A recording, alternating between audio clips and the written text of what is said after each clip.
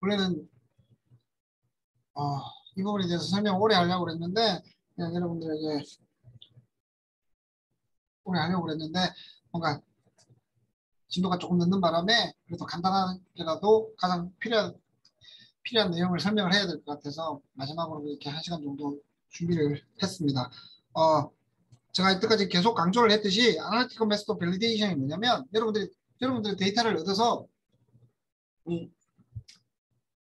뭐 여러분들이 연구원 생활을 한다든지 아니면 어디 회사에 취직을 해서 뭔가 내가 만든 물품에 물품이 어떻다는 걸 기계를 측정한 다음에 보여줄 거잖아요. 그죠? 화학이라든지 바이올로지 같은 경우는 어떤 특정한 물질을 만들었다라고 하면 보통 이게 서티피케이트라는 걸 줘요. 그러니까 여러분들 혹시나 케미칼들을 팔거나 뭐 단백질 내가 필요한 단백질을 파는 회사들 같은 경우도 보면 그 물질을 만들고 나서 어디서 만들었고 어떻게 만들었고 우리가 테스트를 했을 때 뭔가 액티비티가 얼마 나왔다 또는 뭐 양이 얼마다 라는 것들을 알려줘야 사는 사람이 믿고 살 거잖아요. 그죠? 근데 이게 가장 심한 곳이 어디겠어요? 당연히 의약품 시장일 거예요. 그죠? 왜냐면 이건 결국 여러분들 몸속으로 들어가는 거라서 우리가 알 수 없는 게 너무 많기 때문에 의약품 같은 경우는 특별히 이런 일들이 많습니다. 근데 오케이 내가 A라는 물질을 만들어가지고 팔고자 한다. 근데 만들었습니다. 사세요라고 얘기하면 당연히 안 사죠. 그죠? 당연히 안 사겠죠? 그래, 오케이. 그러면 제가 HPC랑 CIF랑 매스를 측정해 보니까 이렇게 나왔고 피 속에서 뭐 이런 데이터 내 몸속에 그러니까 예를 들면 그 G에다가 찍었으니까 뭐 한 3일 후에 얼마가 남아있고 나머지는 다 사라졌습니다라고 이런 데이터를 낼 거잖아요. 그죠? 정량을 하겠죠. 안에 뭐 예를 들면 1mg per ml로 있습니다. 라고 하면 해야 되는데 이걸 어떻게 측정할 것인가? 그죠? 측정을 했어요. 그러니까 오케이 다시 제가 A를 만들어가지고 그냥 사세요. 그러면 당연히 안 사겠죠. 문자를 알아서 제가 어떻게 사요? 뭐 제가 옛날 뭐 차려가면서 한 약장수도 아니고 그래서 만들었는데 사세요 그러면 안 살 거예요. 그래 오케이 그러면 제가 보니까 HPLC, CIF 뭐 매스를 이용해서 측정해 보니까 농도는 얼마고 피 속에서 반감기가 얼마고 그리고 구조는 NMR로 찍어보니까 이렇게 됐다라고 올려놨어요. 근데 NMR 같은 경우는 워낙 그 크게 변화가 없는 거라 오케이라고 생각할 수 있는데 농도를 측정하는 부분을 생각해 보면 어, 어떻게 측정했어요? 내가 믿을 수 있나? 뭐 예를 들면 생각을 해보세요. 의약품 같은 경우는 내 몸속으로 내가 먹는 양도 아주 중요해요. 내 몸무게 보통의 경우는 뭐 킬로그램당 1mg 드세요. 라고 이야기를 할 수가 있습니다. 대표적으로 그 뭐지 수면제 중에 하나인데 갑자기 이름이 생각 안 나. 일단 A라는 수면제가 있으면 미국 같은 경우는 남자나 여자나 똑같이 500g을 처방한대요. 근데 유럽은 남자는 500, 여자는 250, 1,500인지 모르겠는데 하여튼 여자는 반을 넣어준 거예요. 그러니까 반을 복용을 하게 해요. 근데 왜 그랬을까라고 생각을 해보니까 얘들이 이제 보통의 경우 우리가 약을 먹을 때 가장 적정한 투여량을 생각해 볼 때는 보통 그 몸무게 킬로그램 퍼 얼마예요? 그러니까 만약에 100kg인 사람이 1g을 먹으면 50kg인 사람은 50g을 먹는 게 두 사람한테 다른 걸 다 차지하고서 약효가 비슷할 것이라고 이제 생각을 해서 보통의 복용량, 그 약물의 복용량은 그 몸무게를 베이스로 주로 많이 하게 됩니다. 그래서 지금 보면 조금 전에 말한 그 수면제 남자는 500, 여자는 250인 유럽은 그렇게 하는데 미국은 남자랑 여자랑 다 500으로 트리트먼트를 해요. 그래서 한국에서 이거 어떻게 할 것인가 한참 고민했어요. 그래서 처음에 우스갯소리로 나온 얘기는 미국은 워낙 햄버거를 많이 먹어서 여자분들도 살이 많이 쪄서 영향을 받지 않기 때문에 그랬을 것이다라고 막 우스갯소리를 하긴 했는데 그게 아니라 미국은 그거에 대한 데이터 자체를 고려를 하지 않은 거예요. 유럽 같은 경우는 몸무게에 따라서 달라지니 문제가 생길 것이다 하고 유럽은 그런 일이 있었대요. 왜냐하면 수면제를 먹고 그 다음날 아침에 어떤 여자분이 운전을 하고 가다가 그 수면제가 남아서 잠결에 운전을 한, 뭐, 잠결에 운전을 해가지고 사고가 난 적이 있는 거예요. 그래서 이제 이걸 바꿨다라고 얘기를 하더라고요. 여자분들은 250원 낮추자. 좀 더 좋게 하려면 몸무게에 따라서 해야 되겠지만 뭐 몸무게를 알아내고 하는 그 자체가 문제가 되고 할 수 있으니 힘들고 문제가 되고 할 수 있으니 오케이 남자는 500 여자는 250으로 고정을 합시다. 그 사고가 없었으면 그런 일도 생각하지 않았겠죠. 근데 미국은 아직까지 그런 사고에 대한 보고가 없었는지 미국은 아직까지 500 여자분도 500 남자도 500이라고 그러더라고요. 근데 가장 좋은 거는 몸무게에 따라서 복용량을 측정하는 거예요. 근데 이렇게 복용량이 중요한데 그러면 농도도 중요할 거잖아요. 그죠? 내가 만든 A라는 물질, 만약에 수면제라고 합시다. 이 A라는 수면제 물질이 지금 평균적으로 한 490g per 플러스 마이너스 20g입니다. 하면 뭐 500이니까 그 정도 된다고 생각하는데 이걸 내가 믿을 수 있냐라는 거죠. 사는 사람이. 그죠? 그래서 그 사람들한테 물어보겠죠? 그 뭐 복용하는 사람 안 물어볼 거고 뭐 약품을 파는 걸 허가해주는 시약처에서 물어보겠죠. 얼마에 어떻게 측정했어요? 라고 물어보면 아 저는 애쉬 UV 얼마 이렇게 해서 측정했습니다. 그래요? 라고 이야기를 하고 맨 마지막에 나오는 게 그거예요. 그럼 그 방법에 대해서 증명을 하세요. 우리가 당신이 만든 그 A라는 물질을 아주 퓨리파이 해가지고 얼마를 줄 테니까 그걸 가지고 증명을 하세요. 당신의 분석법이 문제가 없고 정확하게 잘 측정됐다는 걸 증명을 하세요. 라는 게 이거예요. 어. 이야기가 길죠. 내가 A라는 수면제를 만들어서 팔라 그러니까 아무도 안 사요. 시약처에서 말도 안 되는 소리 하지 마라. 뭐 누가 사냐 했는데 그래서 내가 농도를 측정했습니다. 농도도 측정하고 뭐 다른 데이터를 쫙 측정해가지고 이렇게 믿을만 합니다. 약효도 이렇게 되고 뭐 좋습니다. 그래서 냈는데 그러면 내가 네가 말한 농도라든지 이런 데이터를 어떻게 믿을 것이냐 하는 거죠. 내가 분석한 데이터를 어떻게 믿을 것이냐 라고 하면 그 분석한 데이터를 믿을 수 있게끔 메소드에 대해서 밸리데이션을 하세요 라고 얘기를 해요. 그러면 이제 그 밸리데이션을 어떻게 하는지 내가 분석한 물질들의 밸리데이션을 어떻게 하는지에 관한 내용이에요. 보통의 이 밸리데이션은 정량할 때만 있어요. 뭐 정성 분석은 솔직히 뭐 맞는지 안 맞는지 확인만 하면 되는 거니까 크게 문제가 되지 않는데 정량할 때만 있어요. 그러니까 예를 들면 내 몸속에 예를 들면 항체를 내가 몸속에 주사를 하고 뭐 언제쯤 돼서 다 사라지는지 아니면 내가 몸속에 100mg을 넣어줬으면 50mg이 되는 데는 언제인지 뭐 이런 것들을 계산할 때 이런 분석법을 쓰겠죠. 그에 대한 밸리데이션 내 분석 방법이 크게 문제없이 잘 작동됩니다라는 걸 보여주기 위해서 당연히 거쳐야 되는 과정이 그 과정이잖아요. 그죠? 만약에 조금 전에 말했듯이 내가 측정을 했는데 어떤 분석법을 측정을 했는데 이게 500mg의 수면제를 먹어야 돼서 500mg을 만들어놨는데 후속법이 잘못돼가 이게 2g이 들어갔다고 생각해 보세요. 뭐 그런 경우 좀 적긴 하겠지만 2g이 들어갔다고 생각해 보세요. 그러면 저는 걔들이 독성이 생길 수도 있고 그걸 먹고 그 다음날 운전을 했는데 사고가 날 가능성이 높아지는 거잖아요. 그죠? 그래서 그 측정하는 방법, 정량하는 방법, 그 방법이 문제가 없다라는 걸 보여주는 게 애널리티컬 메소드 밸리데이션이라고 간단하게 생각을 하면 돼요. 거기서 이제 우리가 고려해야 될 사항이 뭐냐라고 하면 자 이건 지금 제가 의약품에 관해서만 한정을 한 거예요. 왜냐하면 가장 많이 딥하게 가장 그 뭐라 그래 크리티컬하게 하는 데가 의약품이겠죠. 왜냐하면 여러분 몸속에 들어가고 무슨 일이 날지 모르는 거죠. 독으로 작용할 수도 있고 그냥 아무 문제 없이 그냥 흘러나올 수도 있긴 하겠지만 그래도 우리 몸속에 들어가는 거기 때문에 가장 타이트하게 체크하는 곳이 의약품 만드는 곳이에요. 그래서 이게 의약품을 만들 때 이런 범위 같은 것들을 이 정도로 생각을 하고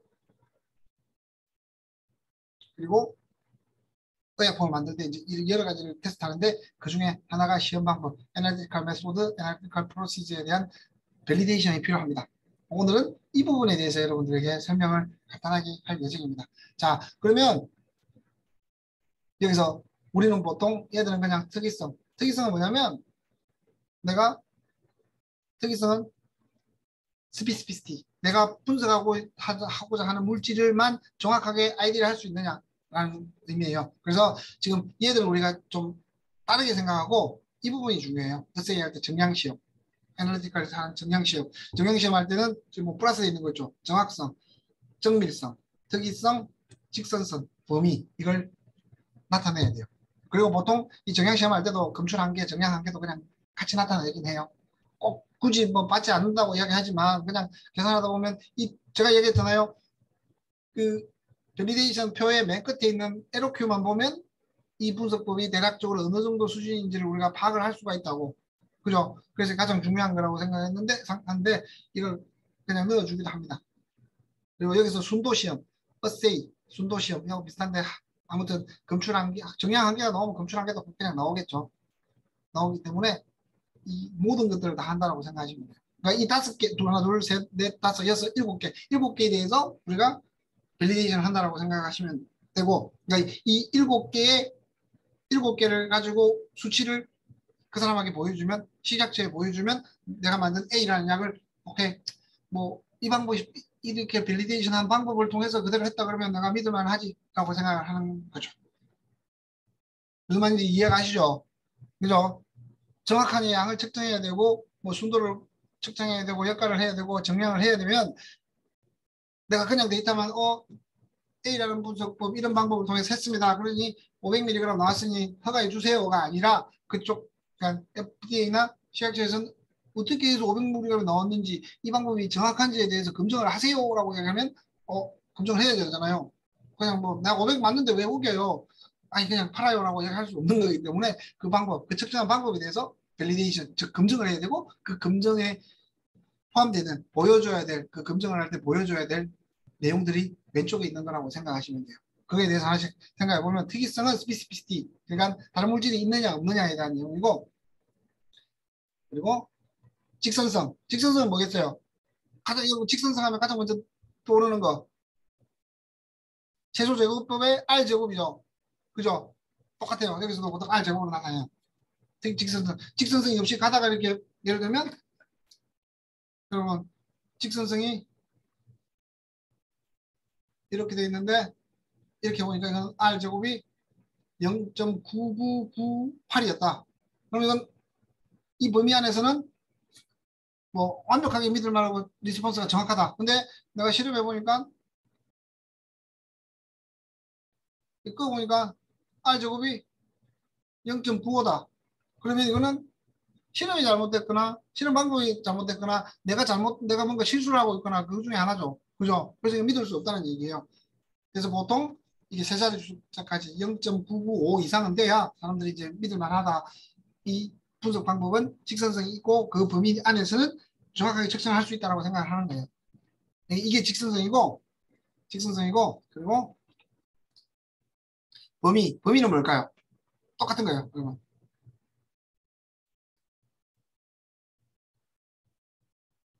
이렇게 되죠.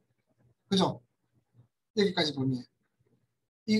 이걸 범위라고 하기도 하고 그리고 지금 보면 내가 테스트 했을 때 보통 한 80% 15 요새는 15% 정도예요. 그러니까 85%에서 115% 사이에 들어와야만 애들 오케이 허락을 해준다는 거지. 이 밖을 벗어나면 각각에 대해서 이건 고려할 필요가 없어요. 그냥 메소드 밸리데이션 할 때 이거는 이제 의약품을 만들 때의 밸리데이션인 거고 이 메소드의 밸리데이션은 리커버리가 이 방법 안으로 들어와야 된다. 리커버리는 조금 이따 설명을 쭉 하도록 할게요. 그리고 에큐러시는 뭐일까요? 에큐러시는 내가 분석하기 얼마나 정당하자는 거죠. 자, 내가 A라는 물질을 500mg을 정량해야 되잖아요. 그죠? 500mg을 태블릿 안에다 이렇게 넣어가지고 뭔가 다른 거 섞어가지고 만들어서 캡슐에 넣어서 캡슐에 채가지고 봉지 뭐지? 종이 박스에 넣어서 약국에 이렇게 진열을 할 거잖아요. 태블릿 안에는 500mg이 들어가요. 그죠? 근데 그 500mg을 측정한 게 정확하게 맞냐라는 걸 우리가 생각을 해봐야 되는 거잖아요. 내가 측정한 게 500mg인데 진짜는 400, 진짜는 200밖에 안 돼 있는데 진짜는 2g이 들어있는데 내가 500mg으로 측정하지 않았냐라는 거죠. 그러니까 이걸 하면 보통 어떻게 하냐면 우리가 농도 측정할 때 가장 많이 하는 게 뭐라 그랬죠? 스탠다드 커브를 그리는 거라고 그랬죠. 스탠다드 물질을 가지고 띡띡띡띡띡 그리고 이렇게 그래서 y는 ax 플러스 b 그리고 r 제곱이 보니까 0.998이 나왔다. 오케이 믿을 만하네 이 범위 내에서는. 근데 여기서 여기까지 좋아요. 그럼 accuracy 어떻게 얼마나 정확한지를 측정하냐 그러면 이게 보통 이 포인트는 6개 이상이 돼야 돼요. 6개 이상. 그래서 보통 한 8개를 측정해가지고 데이터가 조금 빗나가는 것들 버리고 합니다. 6개 이상을 측정을 한 다음에 6개 이상의 아닌 다른 물질을 준비를 해가지고 하는 거예요. 그럼 다시 말하면 예를 들면 이게 1, 2, 5, 10, 25, 50이었다 라고 합시다. 그러면 오케이 앞쪽에 하나 대충 한 3g, 3mg, mg이고 500인데 3mg 그리고 대충 중간쯤이니까 20g, 20mg 그리고 위쪽에 가까운 한 40g 이 세 개를 준비해가지고 측정을 해요. 똑같은 방법으로. 그러면 얘들이 나온 값이 있을 거잖아요. 얘들이 나온 값이 얼마인가? 예를 들면 얘들이 나온 값이 이만큼이에요. 3일 때는 이만큼, 20일 때는 이만큼, 40일 때는 이만큼이 나왔어요. 그럼 여기서 나오는 업저번스의 시그널이 있겠죠? 이것과 이 수치를 넣어줬을 때 y ax 플러스 b에서 나오는 수치와 농도와의 차이를 보는 거예요. 그 차이가 15% 안으로 들어와야만 허용이 된다는 의미죠. 다시 말하면 스탠다드 커브를 그리고 스탠다드 물질을 이용해서 스탠다드 커브를 그리고 그 스탠다드 물질을 가지고 우리가 알고 있는 농도를 측정한 다음에 이 스탠다드 커브 그린 거에서 나온 농도랑 내가 원래 알고 있던 농도 3, 20, 40과 얼마나 일치하느냐 퍼센테이지를 계산하는 걸 우리가 액큐레시라고 이야기해요. 그래서 여기서 하나 더 액큐레시를 계산하게 되면 내가 측정한 게 있고 내가 오늘 다 측정했어요. 그러면 다음날 여러분들이 다른 실험실에서 측정하고 실험자간 그리고 실험실간 다른 기계를 통해서 하든지 뭐 이렇게 또 추가가 되기도 합니다. 근데 정확하게 액큐레시는 원래 스탠다드 물질을 가지고 스탠다드 커브를 그린 포인트 이외에 농도를 가지고 농도를 가지고 측정을 한 다음에 스탠다드 커브를 통해서 나오는 계산된 농도와 내가 원래 주는 농도, 원래 만들어낸 농도와의 차이가 얼마나 되는지 15% 안으로 들어와야 된다라는 거예요. 이걸 통해서 이제 정확성을 판단합니다. 정밀성은 세 번 측정했을 때 이건 뭐 여러분들 말 안 해도 알겠죠? 세 번 측정해가지고 나오는 것들이 검출한 게 나중에 계산할 거예요. 검출한 게 정량한 게 계산할 거고 자 이게 지금 우리의 오늘 할 일이에요. 그리고 여러분들 제가 이거 설명하기 위해서 아마도 여러분들 그 NMS에 보면 유튜브로 따로 하나 설명을 해놨어요. 근데 약간 틀린 게 있어서 수정할 거예요. 자, 다시 잠시만요.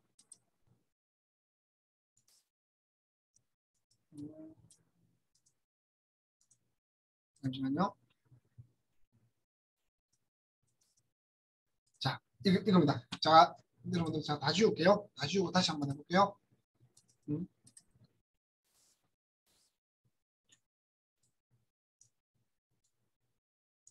여기가 액큐러시가 아니고 일단 리커버리예요. 계속 제가 액큐러시가 얘기하는데 왜 이렇게 해놨는지 모르겠는데 하여튼 리커버리. 액큐러시는 조금 전에 말했다시피 이거 외에 한 3포인트 정도를 정해가지고 측정을 한 다음에 그 측정 값을 통해서 나오는 물 그걸 가지고 한다라고 말씀을 드렸습니다. 다시 한번 설명할게요. 자,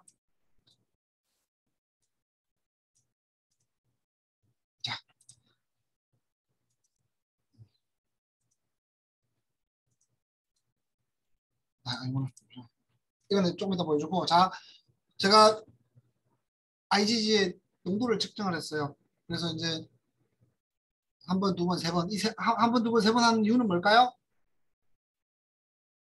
프리시전을 보기 위해서요. 네?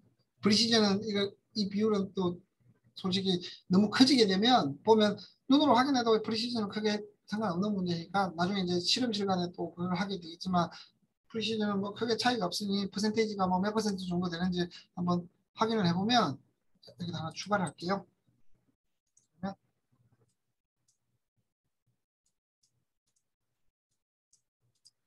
스탠다드 데비에이션이라고 생각합시다. 에버리지. 그러면 자, 저는 농도의 범위를 200, 400, 600, 900, 1400, 20.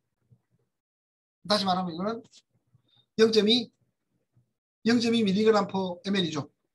0.2, 0.4, 0.6, 0.9, 0.14, 0. 잠시만. 2, 1.4 이렇게 되겠죠. 자, 그런 다음에 이 accuracy를 위해서 에버리지를 한번 구해봅시다. 에버리지.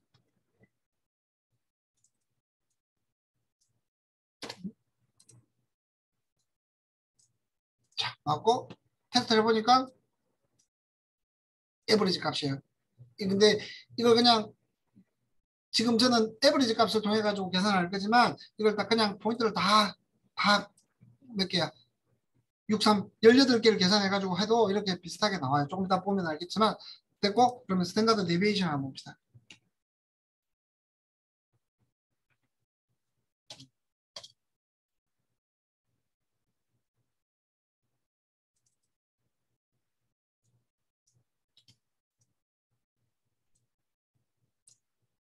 그리고 잠시만요. 그리고 이제 이 퍼센테이지를 한번 보면 이 퍼센테이지를 한번 보면 음,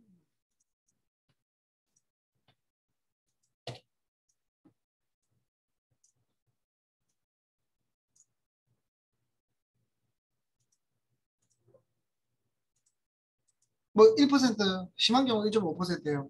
그죠? 그 말은 에큐러시가 좋다는 얘기죠. 이 에큐러시는 편차가 한 5% 안쪽이면 크게 문제 없는 상황이에요. 이건 사람마다 다른 건데 뭐 5% 넘어가면 아 이거는 내가 심히 좀 편차가 너무 심하고 기계 상태가 안 좋은 거예요. 지금 보세요. 첫 번째 측정하고 두 번째 측정하고 세 번째 연속으로 측정했는데도 불구하고 이렇게 편차가 만약에 5% 이상 난다 그러면 이거는 뭔가 기계에 문제가 있다는 의미로 받아들이면 돼요. 아니면 내가 뭔가 잘못했거나 두 가지 하나예요. 근데 대충 한 5% 안으로 들어오게 되면 오케이 깨끗이 문제 없구나. 기계 특성상이 나올 수도 있으니 5% 안쪽에 문제 없다라고 생각을 하는 거예요. 그러고 나서 이제 이걸 가지고 우리가 스탠다드 커브를 그리는 거예요. 이 에버리지 한 이걸 ABS라고 얘기할게요. 그러면 이걸 가지고 이거와 농도의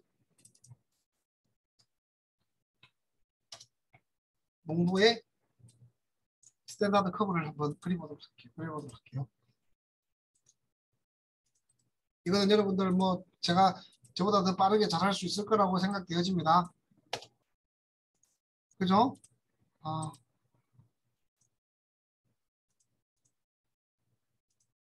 됐죠? 아, 이렇게 되니까 그래서 제가 수치를 마이크로그램 단위로 나타냈구나. 오케이. 마이크로그램 다시 가봅시다. 0.2면 200, 400, 600, 900, 1400, 2000 이렇게 됐죠. 어? 0.9993 직선성 아주 좋죠? 그죠? 직선성 아주 좋고 그리고 뭐, 뭐 크게 문제 없이 나왔어요. 그죠? 그리고 이거 비교해보니 별반 차이 없죠? 별반 차이 없는 게 아니라 그냥 R 저것만 0.001이 차이 나지 나머지는 다 똑같아요. 그래서 평균을 사용하거나 얘를 사용해도 크게 포인트 18개를 다 사용하거나 평균으로 6개만 사용해도 크게 차이가 없음이 나타났어요. 근데 뭐 이건 솔직히 안 해도 돼요. 평균을 하면 평균을 사용하는 이유는 이렇게 스탠다드 데비에이션이 얼마 정도 되는지 보려고 하는 거예요. 그리고 다음에 이제 파운드 어마운트는 뭐냐면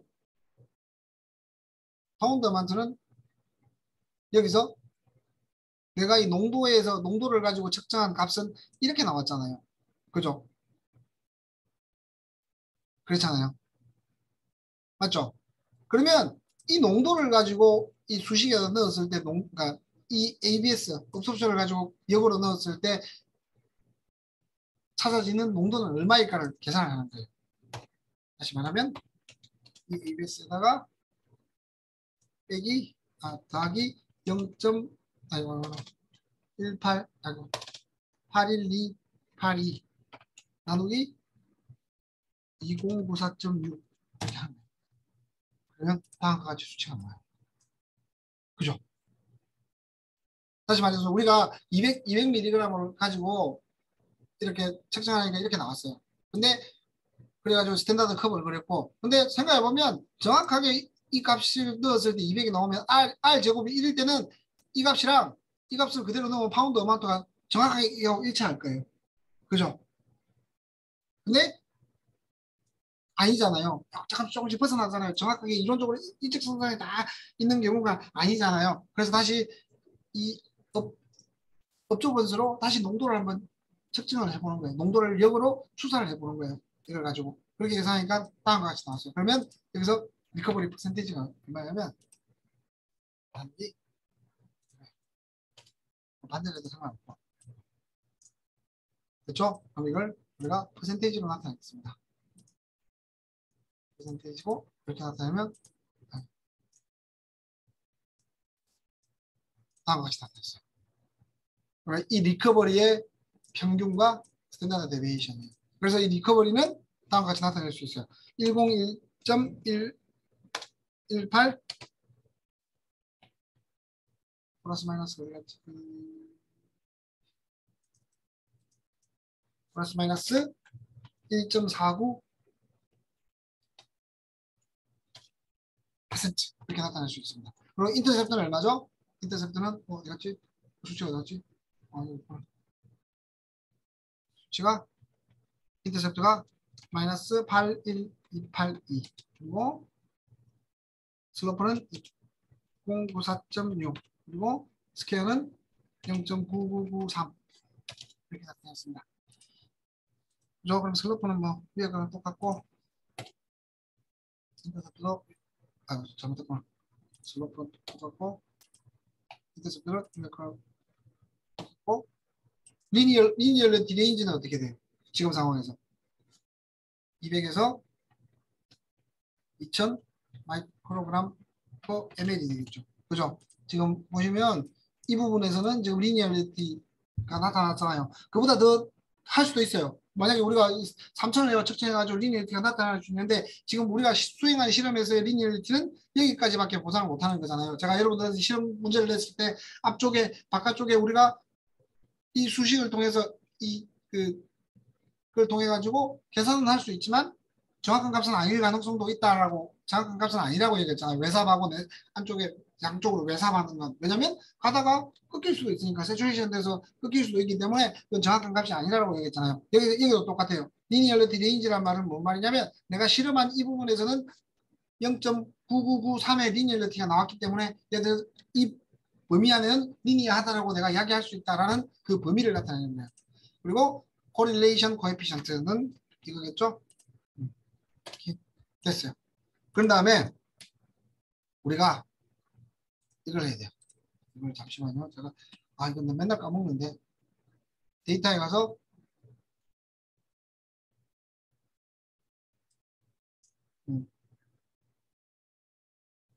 데이터 분석을 하면 데이터 분석을 해가지고 여기 회귀 분석이라고 있거든요.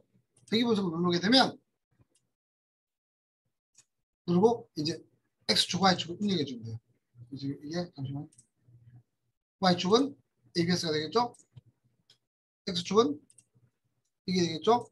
그런 다음에 다른 거 다 이렇게 그대로 두고 오케이 하면 새로운 탭이 하나 생겨요. 이렇게 새로운 탭이 하나 생겼어요. 여기서 그러면 이제 우리가 넣어준 데이터를 가지고 자기들이 할 수 있는 뭐 회귀 분석을 다 한 거예요. 그래서 뭐 똑같이 나오게 돼요. 뭐 회귀는 자유도 잔차 뭐 나오는데 뭐 크게 필요 없고 여러분들 가장 중요하게 생각해야 될 거는 Y 절편의 표준 오차예요. Y 절편의 표준 오차. 이걸 가지고 이게 SE의 슬로프가 되는 거예요.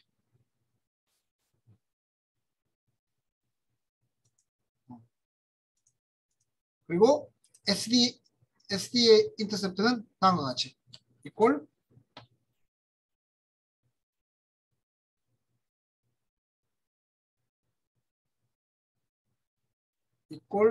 이거 곱하기 루트에 몇 개였죠? N 6개잖아요.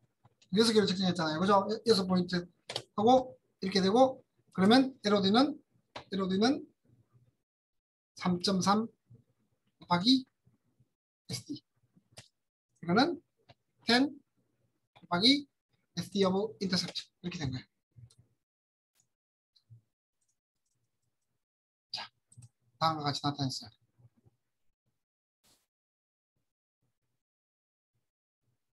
그러면 계산이 된 겁니다. 수식에 따라서 계산이 된 거고 다음과 같이 나타낼 수 있습니다. 잠시만요. 누군가 잘못 계산한 것 같은데 아, 나누기 슬로프를 해줘야 되는구나. 슬로프가 안 해줬구나. 나누기 슬로프. 나누기 슬로프. 이렇게 하면 우리가 나왔던 데이터들을 이렇게 나타낼 수가 있어요. 자, 그러면 우리가 할 수 있는 게 뭐냐면, 자, 여기서 정확성. 정확성은 이제 여기서 또 다르게 계산해야 된다 그랬죠. 이 6개 포인트, 이 6개 스탠다드 커브 외의 것들을 계산을 한 다음에 얼마나 정확한지, 거기에서 나온 값들이 얼마나 정확한지를 판단하는 거고, 그리고 정밀성은 당연히 여기서 측정을 했죠, 제가. 그죠? 뭐 퍼센테이지가 이거밖에 안 되니 믿을만 하다라고 생각하는 거고, 그리고 특이성. 특이성 같은 경우는 여기서 나타낼 수 없는데, 여기서는 나타낼 수 없지만 항체를 가지고 분석을 하고 그 분석 데이터에 ITG 픽만 나온다 그러면 이거는 특이성이 있는 거잖아요.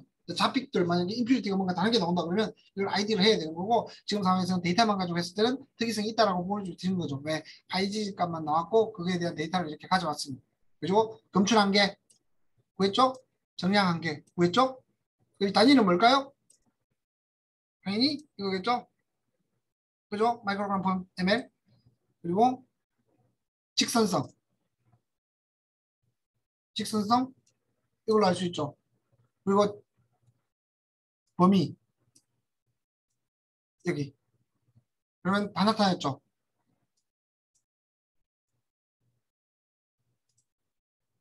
그러면 다 된 거예요. 어렵나요? 어렵지는 않을 거예요. 여러분 여기까지는 정확하게 다 할 수 있잖아요. 시험도 적고 뭐 숙제도 여러 번 해서 여러분들 정확하게 할 수 있을 거고.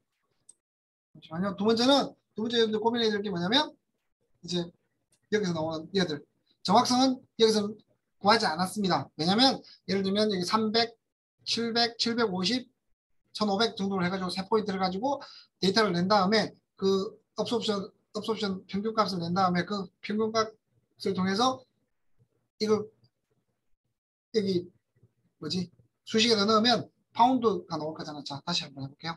그럼 여기다 한번 추가할게요. 제가 그 설명 안 했는데 아니구나. 잠시만요. 제가 한번 해볼게요. 자, 이게 300, 750, 그다음에 1,500. 자, 대충 뭐 계산을 해가지고 생각을 해볼게요. 뭐한 반 정도 되니까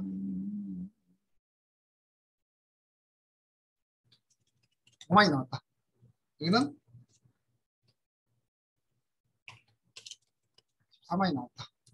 그리고 뭐 스탠다드 커브 이런 거 계산하지 않고 30만이 나왔다. 이렇게 합시다. 하나 더 합시다. 그러면 얘들 파운드를 찾을 수 있어요. 똑같이. 이렇게. 이게 지금 우리 에큐레시를 측정하는 거예요. 자, 그러면 이거는 에큐레시가 얼마 되냐? 똑같죠. 오케이.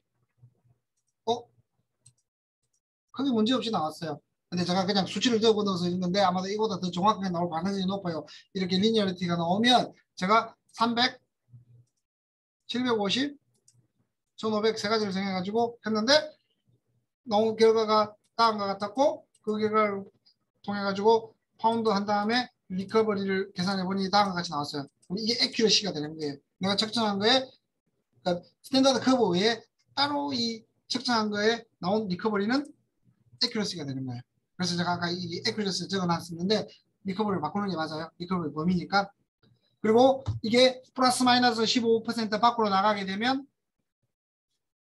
안 좋다. 그리고 스탠다드 커브 그릴 때 이 리커버리도 15%를 벗어나게 되면 이거는 아니다. 우리가 그래프스 시험 했잖아요. 그런 것처럼 그렇게 계산하는 것처럼 여기서 리커버리 퍼센테이지가 15%를 벗어난다. 플러스 85에서 플러스 115까지 사이에 없으면 얘들은 제외시켜주는 게 좋아요. 그래서 이런 스탠다드 커버 그릴 때 보통 6포인트를 사용하는데 그래서 사람들이 한 8포인트 해가지고 안 좋은 것들을 뭐 플러스 마이너스 15% 안에 안 들어오는 게 있으면 그건 버리든지 버리고 그리고 뭐 그 중에서도 또 안 좋은 것들 있잖아요. 뭐 한 90 나오고 90% 나오고 이러면 이걸 버리게 되면 에큐러시가 좀 더 그 뭐지 리니어리티가 더 증가하고 좀 더 정확한 데이터가 되겠죠. 무슨 말인지 알겠죠? 기억해둬야 돼요. 플러스 마이너스 15%. 그걸 밖으로 벗어나면 이 데이터는 안 좋고 이 에큐러시를 측정했을 때 15%를 넘어가게 되면 이 에큐러시는 좀 영 아니다. 이 분석 방법은 에큐러시가 떨어진다. 에큐러시가 만족을 못한다라고 이제 판단을 하는 거죠. 이해됐어요? 이거는 여러분 그 LMS에 제가 그대로 올려놨으니까 한번 보세요. 다시.